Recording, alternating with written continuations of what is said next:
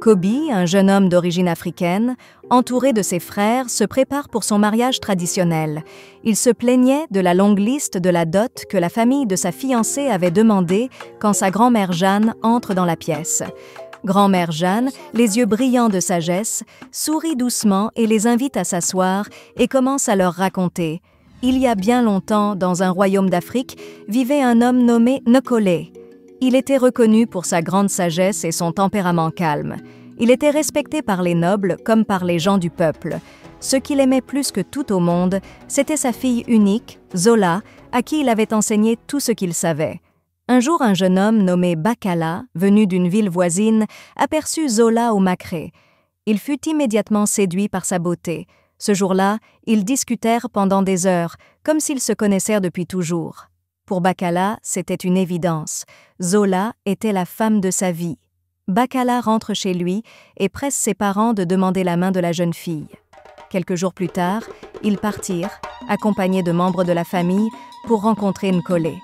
Le père de Bakala s'inclina respectueusement. Il fit l'éloge de Zola, répétant tout ce que son fils avait dit d'elle. Nkole, touché par tant de respect, se lève et dit qu'il accepte, mais à une seule condition. Bakala doit lui apporter 3 choses: les dents d'un lion albinos, un bouquet d'orchidées d'Isa uniflora et un papyrus du Temple des Sages. Ce n'est qu'avec ces 3 objets qu'il aura sa bénédiction. Bakala accepta le défi. Dès le lendemain, il se mit en route. D'abord, il se rendit au Temple des Sages, où il dut faire preuve d'une grande spiritualité et passer plusieurs épreuves pour obtenir le papyrus. C'est dans la prière qu'il trouva la force et la stratégie pour affronter le lion albinos, qu'il vainquit avec bravoure.